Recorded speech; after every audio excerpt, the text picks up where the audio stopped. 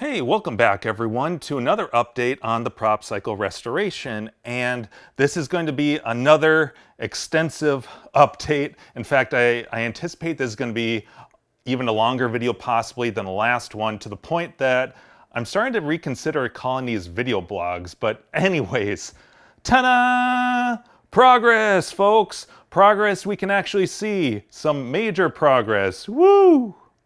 Okay, let's get the obvious out of the way. The bike platform, for all intents and purposes, is done. We have completely finished this. It came out absolutely awesome, and I couldn't be happier with it. But yeah, so this has turned into, I have to admit, a bigger project than I originally anticipated. In fact, I don't know if you recall, but in the first video, I think, I mentioned how I thought that this was just going to be kind of like a cleanup, like we were just going to kind of get things looking nice and in functional order and then be done with it. It wasn't going to be a full restoration. Nothing's going to be perfect. We just want to clean it up, have it nice and presentable, and get the game in good shape, player shape. Yeah, that's no longer the case. This has become much more of a restoration than I originally anticipated. And I'm very happy about that because it's coming together so nicely. And I'm glad that we're spending all of that extra time to put into this project. I think it deserves it. And so yeah, this has become much more of a restoration. I wouldn't call it a full restoration simply because we're not going over every part of this game and restoring that. We're cleaning it up, but we're not fully restoring everything. So I think I would go as far as to call this a mostly full restoration. In fact, I think that's the name of my clove thread that I've got going on now. But anyhow, let me get my phone out here. I've got my extensive list of everything that's been done with this, so I don't leave anything out because there is so much.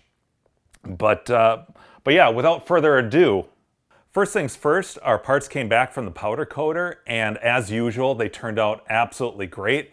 I have yet to be disappointed by something I've had powder coated. But yeah, the joint base, the slide base, and the two main panels all came out absolutely great.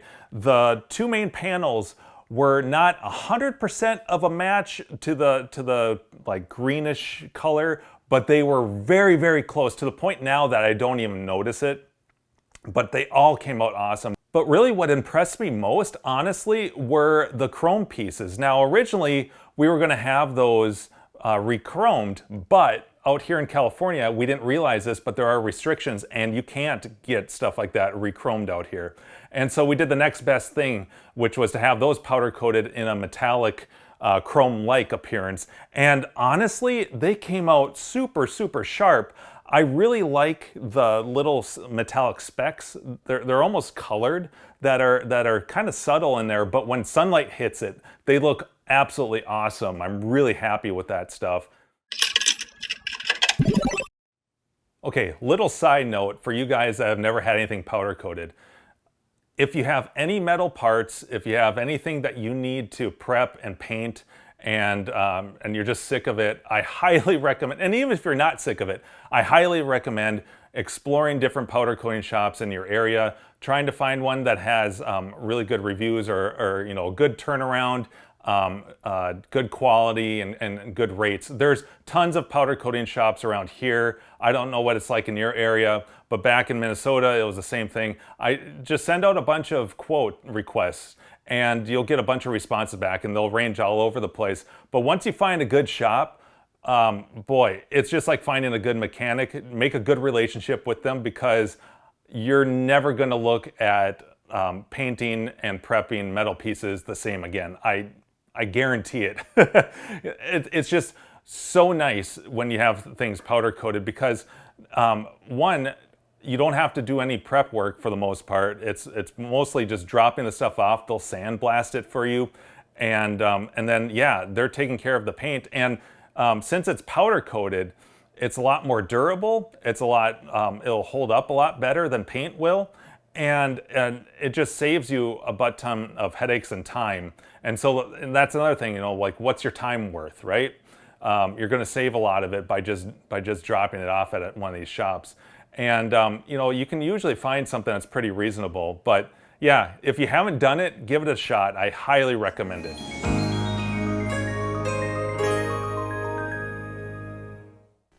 So yeah, from there, it was installing that joint base, the slide, and of course the main panels. And then I used brand new bolts and screws, and all those little details really add up, and that base just came out absolutely awesome. Really happy with that. Everything, all those things combined just make such a big impact. From there, I wanted to do new rubber grips for where you place your feet. The old ones were fine, but they were worn and dirty, and you know, they had seen better days, and something like that is fairly inexpensive. So what I did was I bought a new rubber mat that had a similar pattern to it, had a similar texture, and then I used the originals and just traced around those and cut new pieces out of that sheet with an X-Acto blade. And both of those came out great. They look really sharp. And when I installed those, I used some spray adhesive. I masked everything off, and I just used some spray adhesive, nothing real strong. I think it was like 77 or whatever it is. And then that combined with those brackets that hold it down, which I had polished, really came out sharp. Really happy with that. The new warning decals that I had drafted up in Adobe Illustrator came back from the local print shop, and they turned out great. And of course, those are replacing our originals because we lost those when things were powder coated. But they came out really sharp, and yeah, I'll get back to that later.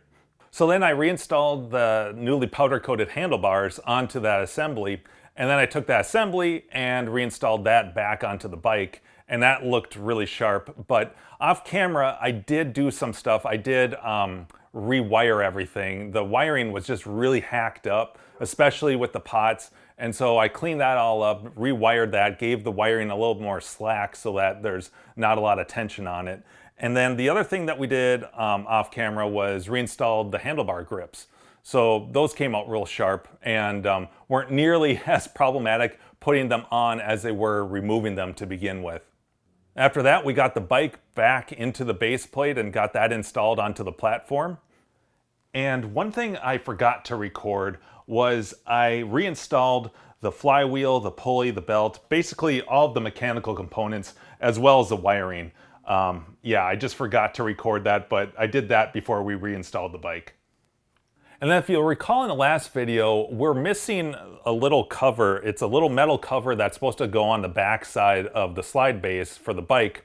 And basically its function is to just cover up and protect the wiring, the Molex that plugs into the bike and contains all the wiring for that. We were missing that. And so what I did was I just went out and I bought a piece of aluminum, a sheet of it, and then I used my Dremel and cut out the basic shape for that. Drilled a couple holes in it, filed it down, rounded out the edges, and it came out pretty darn sharp. Off camera, the only thing that I did was I painted it, and then I had to cut a little bit of a notch in there to account for that Molex. But yeah, we got that installed, and that came out great, and really happy with that. After that, I replaced both of the Rasta rubber elements inside the handlebar grips. The game uses these things called Rasta, well that's the brand, R-O-S-T-A, maybe it's Rosta, I don't know. But they're these rubber elements, and they basically take the place of tension springs. And they're really, really cool. In fact, I recorded a completely separate segment on that. I'll just cut to that now. Okay, so here are two of the Rostas, or Rastas. I refer to them as Rastas, but you know, kind of like Costa. But anyways, these are the rubber elements that are used for the left and right and up and down movements of the handlebars. Basically, these take the place of springs. So I guess it's just an alternative to that, but that's what this game uses. And I think some other racing games in the 90s use something similar. Like our Vapor TRX uses springs, but these are really cool because these use pieces of rubber in order to achieve the same thing. And so you can see that the one on my right here, this is the DR, was it S? Yeah, DRS 18 by 50, I believe, yeah. And then this one's the 30. So basically that's just the varying lengths of these. The one on my left here is used for the up and down movements of the handlebars. When you're pulling up and down, you get this feedback because these uses pieces of rubber in order to center everything, bring it back to center, and also the tension when you're moving it. And then this one is for the left and right when you're gripping the handlebars. And this is you'll see this one goes way down on the end of the shaft. So I've already replaced this one, but I want to show you the difference between a new one and one that's been worn out.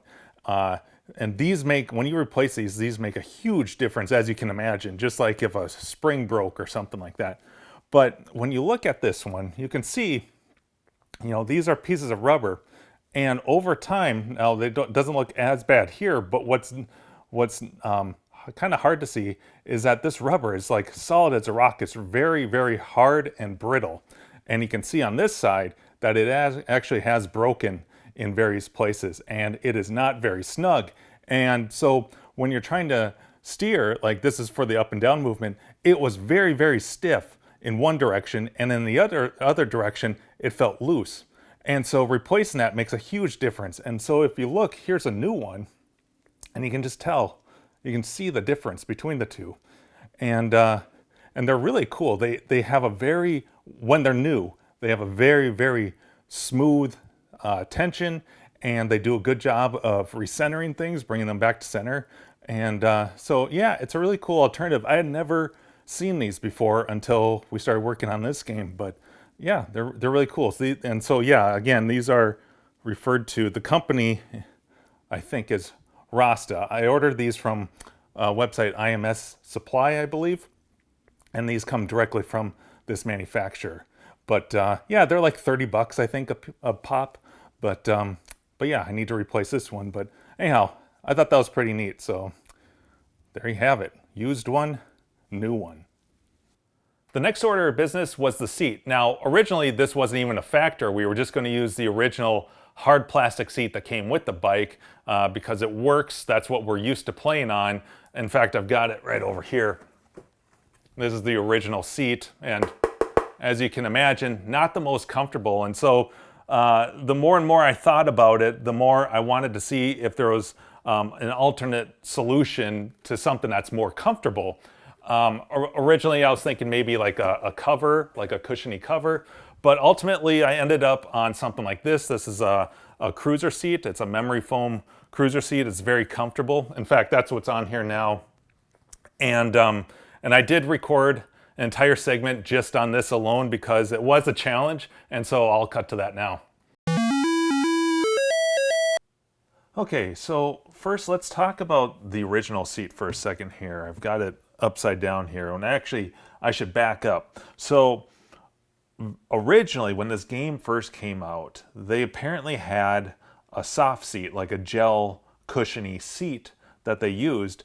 But from what I read and from everything that I've gathered, apparently that seat would get chewed up really quickly in the arcade. It'd get roughed up. And so they switched to this hard plastic seat. This came as like an upgrade kit for operators. And this one's seen some better days. And you'll notice that I actually have some JB Weld in here. And I'll get to that in just a second. But what our original plan was actually to use this seat, because this is what's on almost like all of the prop cycles I've ever come across. I've never seen that soft seat except in pictures online. But the way that it works is if you flip it over here, it's got this giant thick piece of wood here, and this rests on the metal plate of the bike. And you'll notice that it's angled on the nose here, and that's so that fits perfectly into that angled plate. And then the hard plastic seat that sits on top of it, and there's 3 screws here. Well, when we picked this up and we were looking at it a little bit closer, I noticed that the plastic wasn't just held in with on these 3 places. It had these wood screws. As you can see here, there are 3 wood screws. So what happened was when I removed this, I discovered why that was. Because when I pulled this off, there's supposed to be 3 of these pieces of molded plastic. This is actually on, I'll remove this in a second, but there are this molded plastic that extends below here that the screws are supposed to hold onto the piece of wood. And all of them were completely broken. This one, you can see the entire thing is just completely broken off. And so the operator, as a quick Band-Aid, lazy I might add, you know, that seems to be a theme here, just put wood screws in to hold this together. And the problem with that is that now your butt is on top of these screw heads.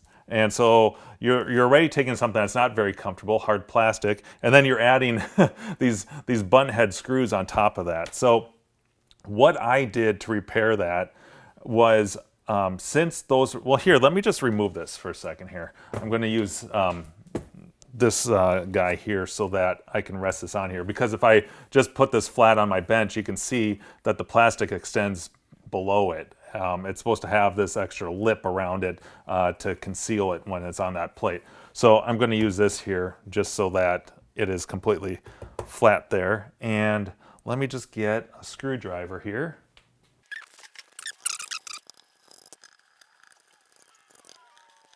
Okay, so if I pull this off here, it gives you a better chance to see this piece of wood. So the molded plastic that was in all three of these spots would rest right there in this recessed area, and then the screws would hold it in place. And I can see why these eventually broke off, because it is just plastic, and these are kind of the weak spot of this seat here. So what I did was I basically took some heavy-duty washers, two on each side, one larger one.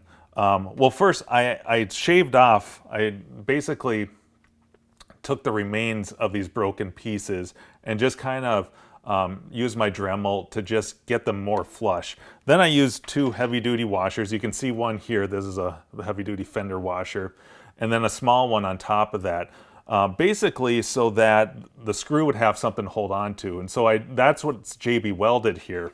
If I flip this over, you can see here all the JB weld. And originally I was going to zap that with some paint, but I didn't really get to that.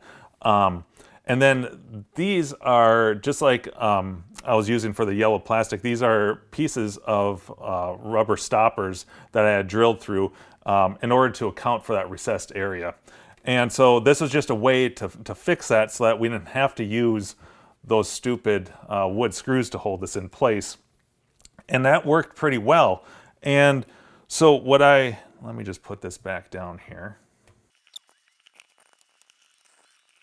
So yeah, when it's all attached like this, if I flip this back over, now the way that this holds onto that metal plate is just with some bolts that go underneath it, and those screw in here. There are some recessed threads. You can actually see this one has one of those, what would they call that? Like a nut with a threaded nut. So there's threads in there that these bolts attach to from under the seat. And so after I had this done, the original plan was I was just going to touch this up with some paint, and then to make things a little more comfortable, I wanted to look at getting a seat cover that has a little bit of a cushion. You know, you can buy these seat covers. This is like a cruiser style seat, I think. I mean, the plastic, this is kind of unique because this is much bigger than it's probably coming off here. This is a pretty large seat. I want to say that across horizontally is just under 11 inches, and then vertically from the top to the nose here is just under 13 inches. So it's not a small seat. And so finding a cushiony cover that could go over this just to add a little bit of comfort proved to be a little bit of a challenge. So I'm looking online for seat covers for this, for a nice little cushion just to make this a little more comfortable. And I'm browsing around and I'm realizing that a seat cover for something this big, there aren't too many that will actually fit this just because of the dimensions of this. And it occurs to me that the seat covers that I'm finding aren't that much cheaper than an actual replacement seat. And I get thinking, you know, is there any way, you know, because obviously this is going to be a little bit tricky since the seat does not mount like a standard conventional bike seat does. You know, it uses this piece of wood, it mounts directly to the plate. And so I'm wondering, is there a way that I could just modify the seat? Because that would be ideal. And so what we do is me and Carrie went to a local bike shop, and I was looking at seats there, particularly these cruiser style seats, because that's similar to what this shape is. And I'm looking at the bottom, looking at the hardware, and just kind of brainstorming and wondering, you know, is there a way that I could just modify a complete seat to mount on there? And I'm starting to get a little bit of encouragement. I'm looking at the bottom. I'm kind of you know, theorizing ways that I can do that. And so what I did was I went on to Amazon. Let me move this out of the way here.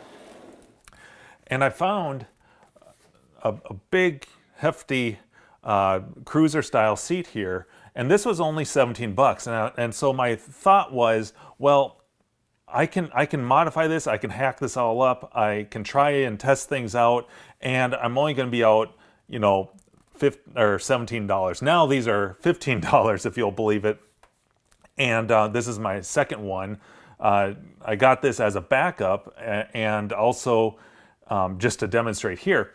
But I figured, you know, this isn't a huge investment, and so it doesn't make sense for me to spend a lot of money. If this works out, I can spend more money and get something even better. But I was actually surprised at how comfortable this was, to the point that this is the style seat we ended up using. And let me just demonstrate what I did to get this to work with the game. So what I did first was just remove the mounting hardware, since we don't need any of this stuff. We won't be using this type of hardware to mount it to the bike. We don't need any sort of suspension system, since this is a stationary bike, and it's already got its own suspension system built into the base. And so I just went through and just started removing all of this stuff.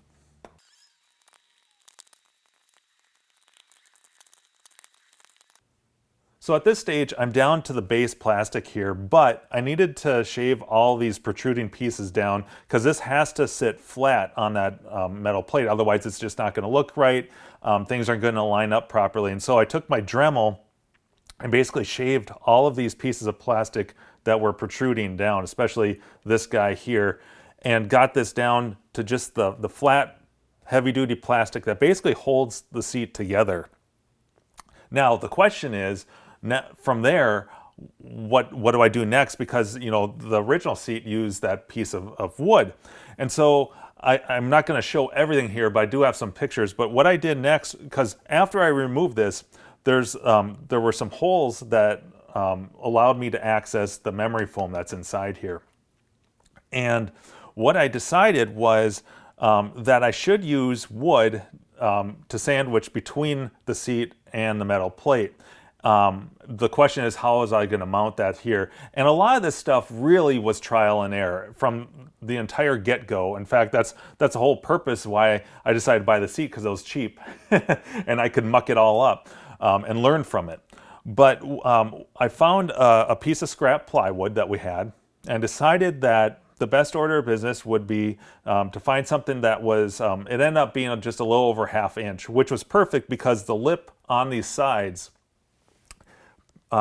expands about 1/2 inch above this plastic. Not quite 1/2 inch, so I did have a fair amount that I needed to sand and shave down, and basically it was experimenting with that wood until I got it so that it was nice and flush, because that metal plate on the seat has those angles, and so it was a lot of sanding a little bit, shaping the wood, bringing it over to the seat, looking at it from every angle. Does it feel flat? Does it sit flush? Once I got that wood, well, let me back up a second. So I started out with one piece of plywood that was I don't know, maybe 2 or 3 inches wide, and I cut it to the length of the seat here. And I realized really early on that wasn't going to work, because trying to get one piece of wood molded the way I needed it to just was a lot more work than it was really necessary. And so I cut that in half. So I had one piece of wood here, one piece of wood here, and then one up for the nose over here. And I spent a long time. Finally, once I got those pieces of wood to where they needed to be, to where the seat was sitting at the right angle that I wanted it to, it looked clean, it looked very sharp. Then the question is, how do I mount that to the seat? How do I get that wood attached to the seat? Because not only does the wood have to attach to this, but it has to attach to the base plate. And what I decided was the best option was to use little tiny carriage bolts and mount them from the underside of the seat. So what I did was I took those pieces of wood, laid them out to where I wanted them to be, then I drilled a hole through the wood and through the seat, and then filed out the squares so that these carriage bolts would be from the underside of the seat like so, and they would be recessed in that square position so they can't move around.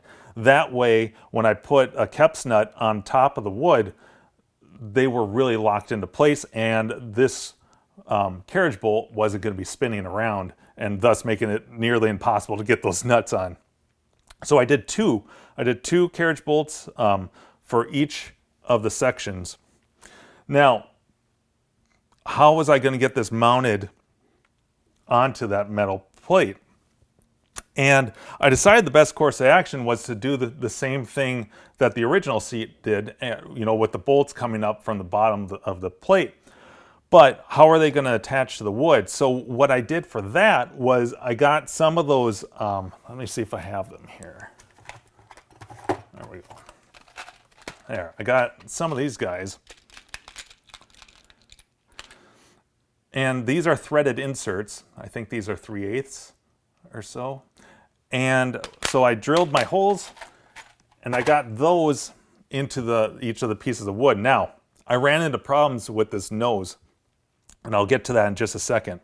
But anyways, so each of the 3 pieces of wood had 2 carriage bolts holding them tightly in place to this plastic. And this plastic's heavy duty. It's I don't know, it's fairly thick. And then I had 2 here. And I'll continue to throw out pictures of this.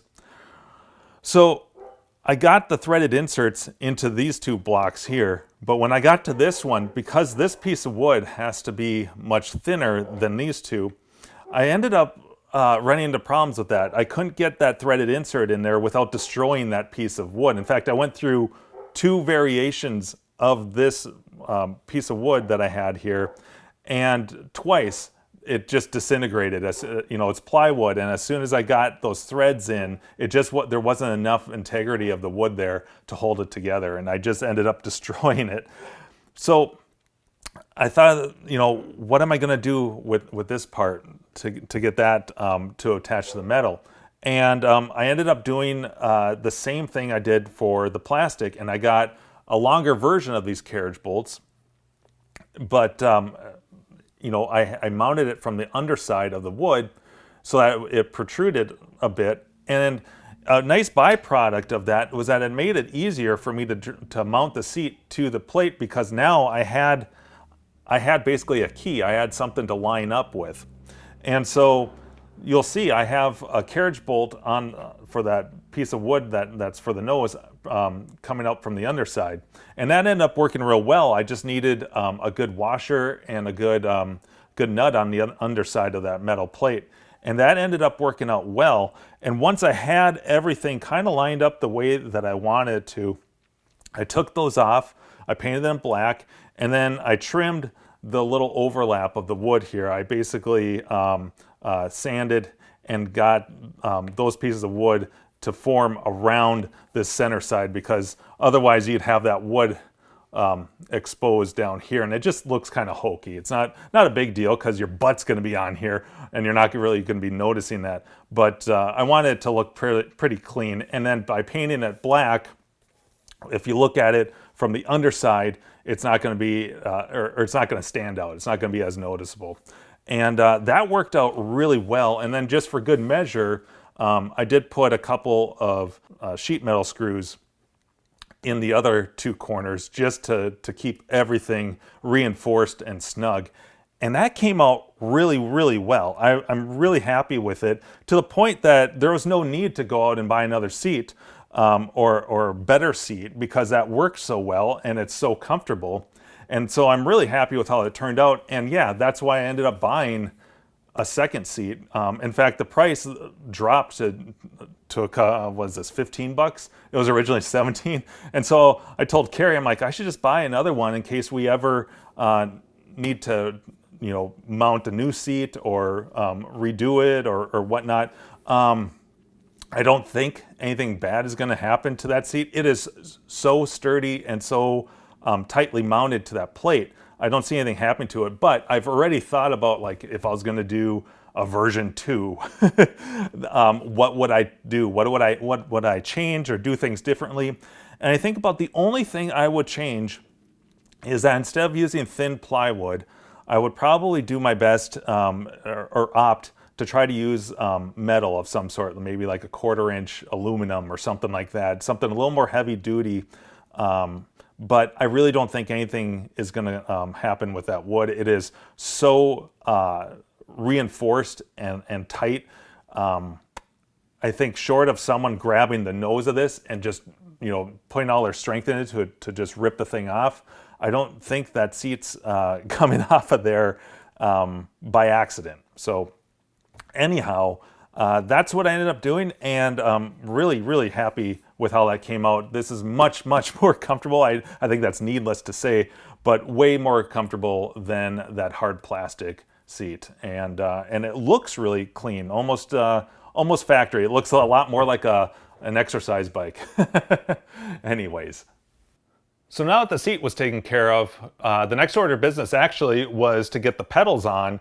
But in order to do that, you first need to actually install these circular pulley covers, these yellow plastic circular covers here. There is an order to this. And so I got those installed, and then I was able to get the pedals and the newly powder coated crank arms attached. And then after the pedals were installed, I was able to install the pedal covers. There are these plastic covers that go over the crank arm. And almost always when I've seen these bikes, they're missing those. Almost no prop cycle that I've come across has had those. They seem to be very rare. I don't know if people just lose them or if it was an optional thing or what. But we were able to find a couple of new old stock ones on Milestar's site, that's arcadefixit.com, and they were relatively inexpensive, and it's a nice touch. It just adds a nice little touch there. And then it was finally time to install all the remaining plastics on the bike, which I was very excited about, but fitting with the theme of this project, it couldn't be that simple, and I ran into some problems very early on. Well, I didn't get very far, because I discovered something when I was putting the plastic on this side. I came around here and I started putting the plastic on, but I was having trouble, and I realized that this hole here, as well as this one here, 2 of the 4, had threads stuck in there. Like, this is the one from up here. This was just sticking out like this, and the bolt head was cut off.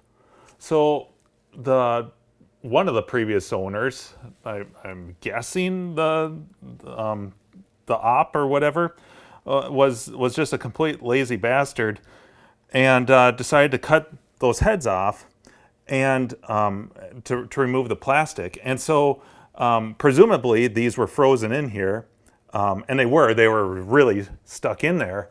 But he just took the lazy way and cut those bolt heads out. And the problem with that is that having that bolt head on there, even if the screw is seized or rusted in place, stripped, whatever, that has a lot of the integrity of the metal. And so it makes it, when that's cut off, it makes it infinitely harder to remove that. And it probably took me hours to get these out of there. And it's this little shit that, that takes so long.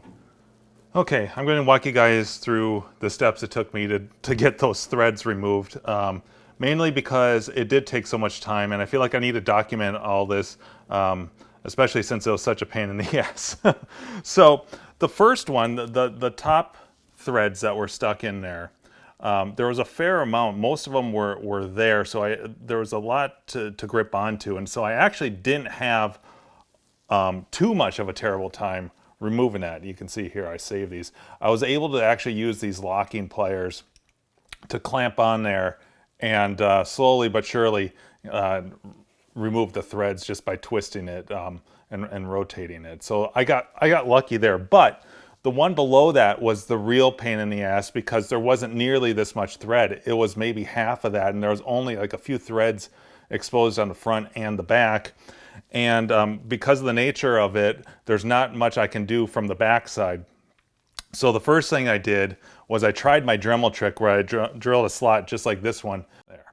So I drilled a nice big slot like this as best I could in the remaining threads. But because, like I was talking about, there's not, since the head wasn't on there, this is really soft metal and it just turned to mush and I wasn't able to do anything with that. So the next course of action was I got some of these are these left-handed drill bits. These are cobalt ones, and they're meant to drill into stuck screws just like this. And because they go in reverse in order to drive into them, a lot of times they'll grip onto those threads and the screw will come loose and come out. And so I started real slowly. I started with like, I don't know, what was it? I started out with like the smallest screw, and then I moved up to like this one. And it was a long, painstaking process because I was going very slow. And of course, you know, you use like some sort of lubricant with these because you're going metal on metal. And I got quite a ways in. I was actually surprised that the threads didn't come out because I probably got, let me show you here. You know, I got like, come on camera. I got like about up to here and nothing was happening. I thought, well, am I just gonna drill this all the way through?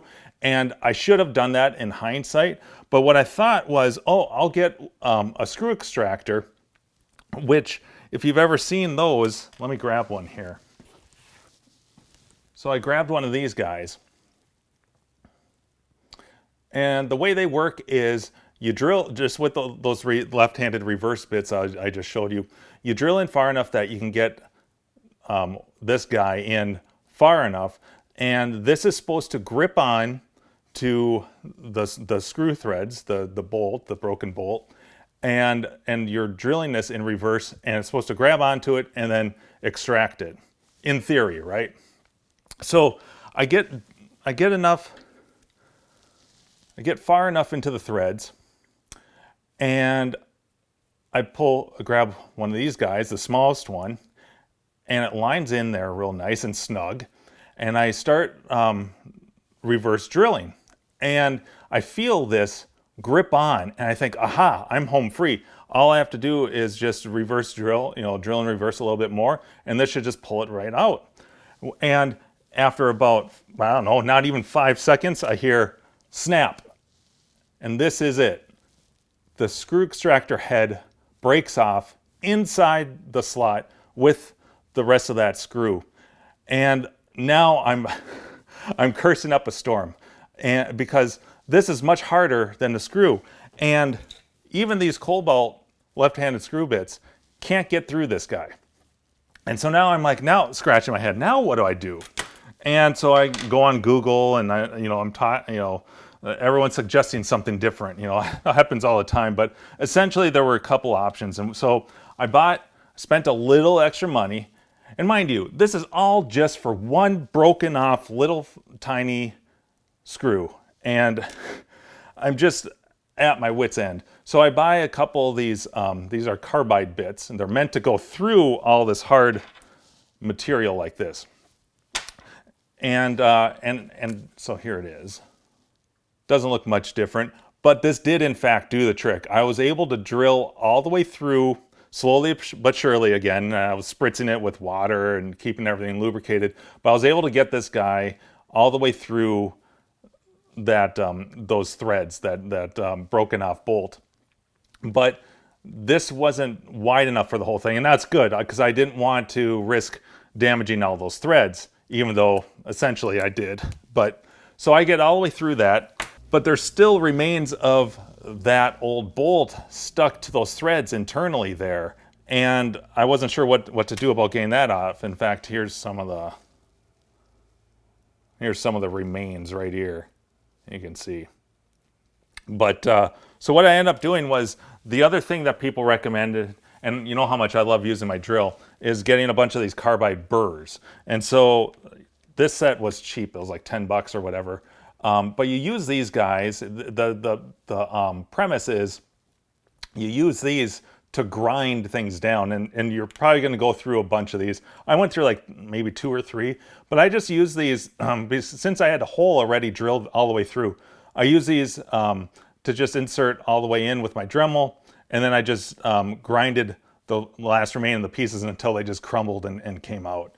But you know, over the course of this, probably took me, I spent a couple days with a total of probably, I don't know, 3-4 hours, I'll bet, just working on this, just to correct this. And so I don't think I will ever use these screw extractors. They just, in my experience, I've never had these do what they're supposed to do. And most of the time, you know, it makes sense why they wouldn't work that great, because, you know, those threads, those old bolts, they're stuck in there for a reason, whether it's rust, oxidation, strip screws, but most of the time they're just really seized up, and these just don't seem to work well for me. But it was a good learning lesson, because I will remember this. And actually these left-handed carbide bits, or actually cobalt, these left-handed bits are very useful. I think I will use these again, but I'm just not going to use those extractors. I'm just going to use these to drill all the way through. But yeah, that was my painstaking process of getting those guys out. Again, it's a little shit like that that really delays you. You know, I couldn't even put all the plastics on because of some shit like that. And that's what delays me, because some op decided to take a shortcut. But, you know, that's the name of this hobby, right? You're always correcting old mistakes. Oh, and yeah, the fun doesn't end there. So check this out. This is the plastic that I was about to put on the other side before I discovered those 2 screws. So after I got those all cleaned up, I went to put this plastic on. I was super excited. This is just the other side. And these are where those screws attach. But get this, check this out. This plastic was cut right off. I don't know if there was some damage or what, but the op clearly decided to just cut this completely off. So now there's nothing for that screw to grip there. And so, you know, yeah, it's just endless fun with this. You know, I thought my days of dealing with those strip screws, you know, with the platform and everything, I thought that was all behind me. But no, now it's all about problem solving, thanks to the laziness and stubbornness of this op or previous owner or whatever. So yeah. So my original thought process was to use some form or combination of like nylon washers here or spacers that would fit in there, or that I could grind down and get to fit in there, and glue these in place so that the screw has something to grip onto, the head of it, or even a small washer. But what I ended up coming up with that I think is going to work really well are these rubber stoppers. I found Ace Hardware has these, and I actually have used them before for other projects. In fact, this one I've already got cut down. But what's cool about this, let me show you here. Since, if you look at the front of this, the hole here is convex, I believe is the right term. It's tapered. And so when you put one of these rubber stoppers, and these are like the perfect size, since it's tapered, it's held in place, and I don't really, well, I can glue it, but the nice thing is that it's a little forgiving since it is hard rubber. And then if you look at the other side here, it does protrude a little bit. And that's good, because I want this to be what's pressed up against the hole, the screw hole. And so that one is halfway cut down. If I take the full length one here, and I put it in place, you can see that it sticks up here. So what I need to do is actually put this on and get a sense of how much I need to shave off of here. Probably pretty close to this one that I've already cut pretty much down half size, and figure out exactly how much of a gap there is between the screw hole and the plastic, so that I have a little bit of forgiveness there. And then what I think I'm going to do is use I've got this JB Weld plastic bond. It's different than a regular JB Weld stuff, but it's meant for plastic, and I think that will work really well. I might use a combination of that and some sort of like Gorilla Super Glue or something for the inside here, and then I can just lay that JB Weld on the outside here to really hold in place.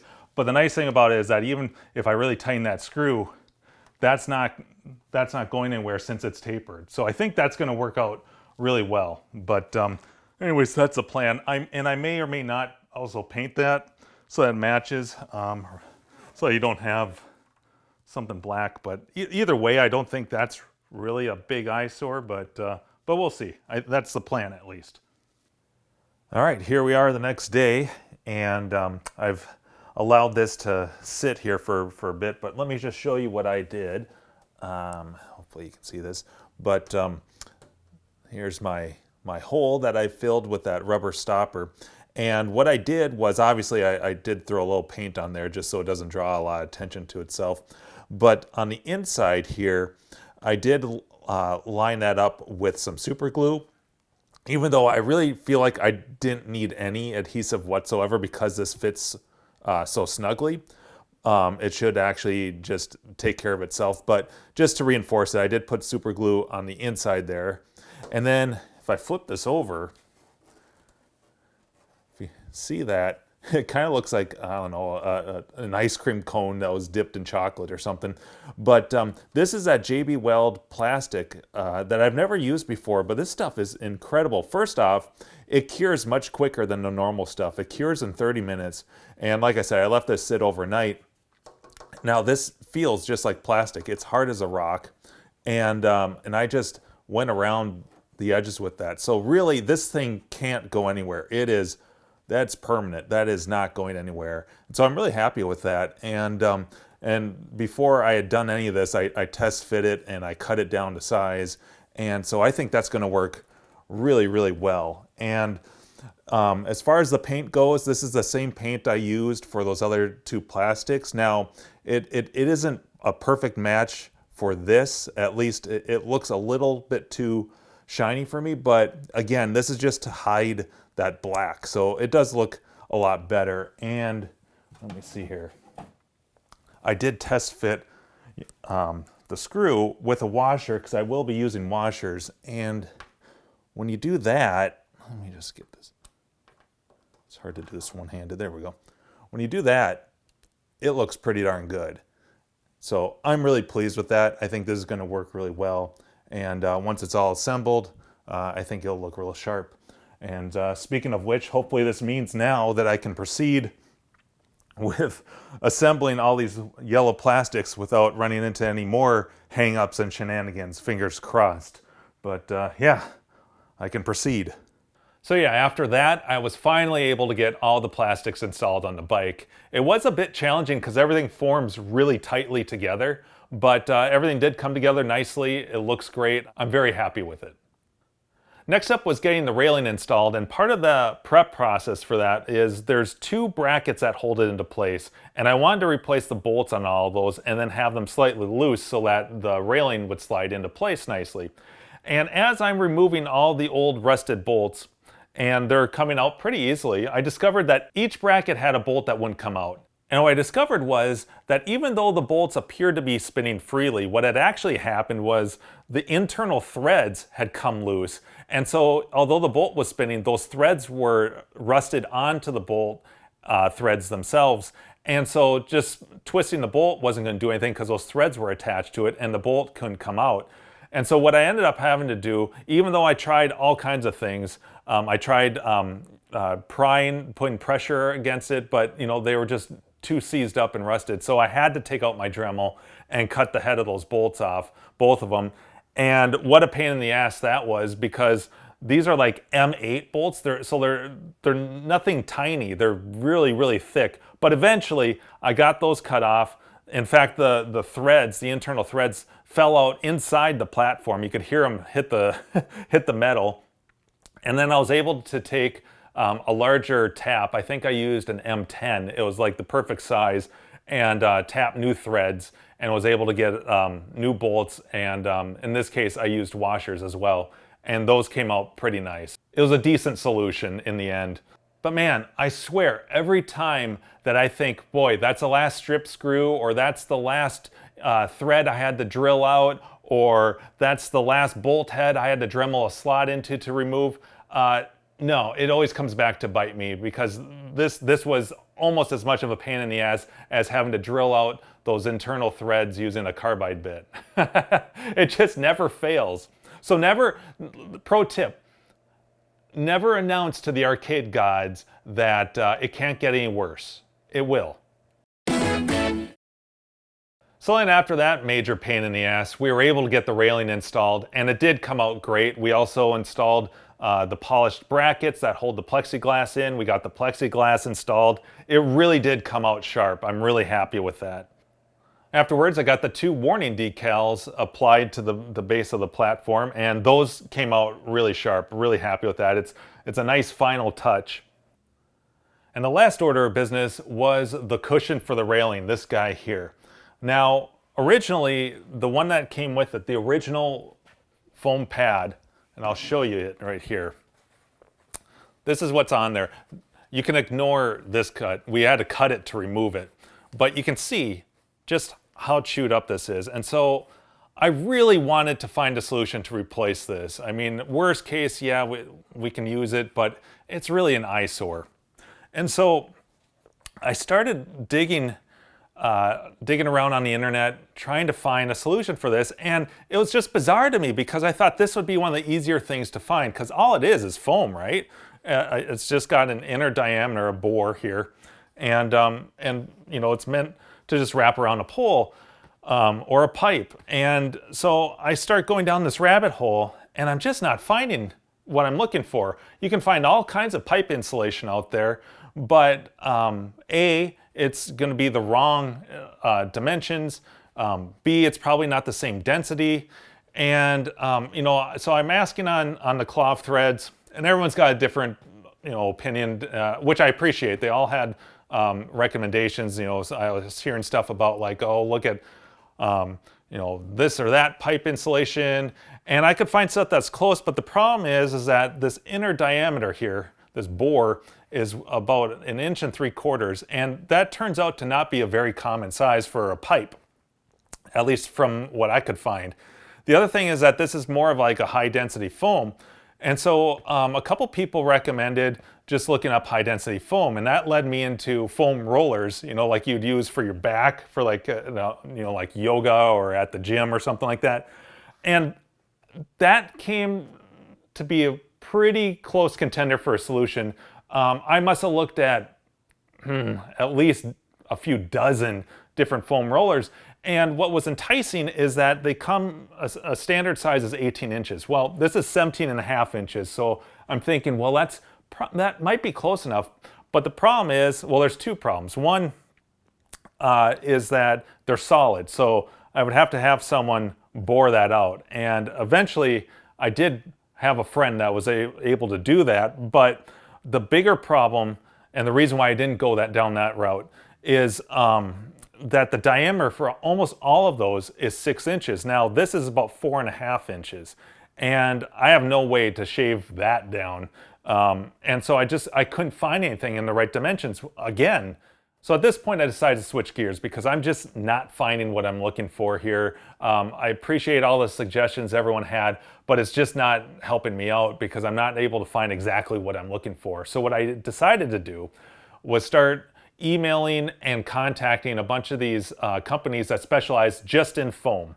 Doesn't matter if they do anything like this or not. I just want to get some information, or maybe they could direct me in the right place, or more importantly, give me the proper term for something like this. Because I'll tell you this, one of the most frustrating challenges when looking for something in this hobby, or any other hobby for that matter, is you can spend hours upon hours doing Google searches and searching online for what you think is the right part. But if you have the wrong term, you're never going to find it.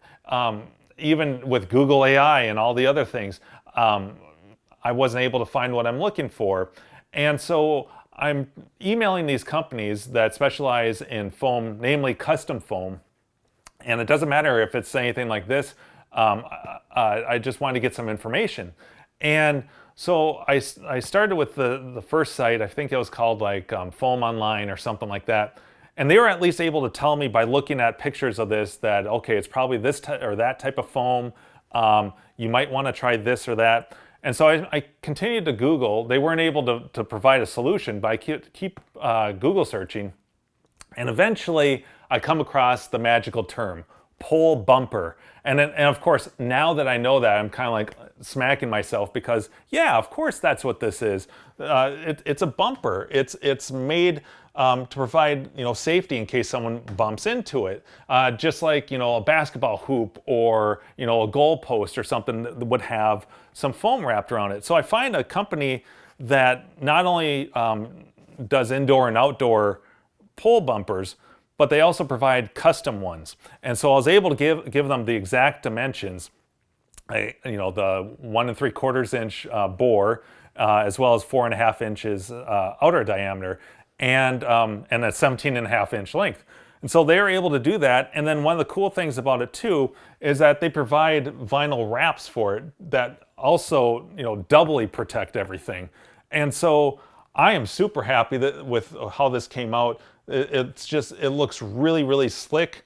I think it's going to be well protected. It's actually slightly squishier. Like this is slightly firmer, not hardly at all, just ever so slightly. And I don't know, it could be that, this has just gotten stiffer over the years or something, but they're very close. But that vinyl wrap just adds such a nice touch to it.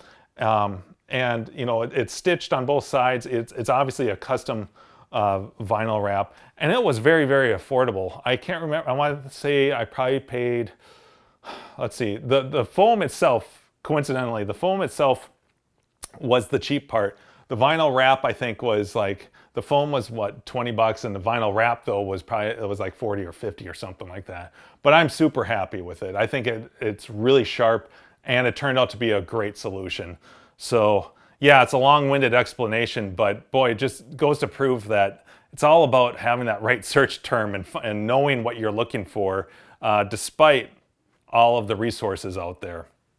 But anyways, so yeah, that cushion, that pole bumper, that was the last detail to complete this entire bike platform, and I couldn't be happier. I'm so proud of how this came out. It came out better than I imagined. It's a big accomplishment and a major milestone.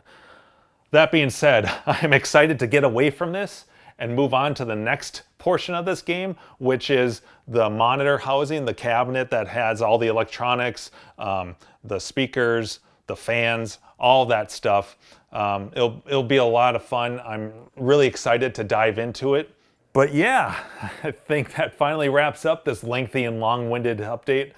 So as always, thanks for sticking with me through all this. Thanks for watching, and I'll see you guys in the next video. Take care.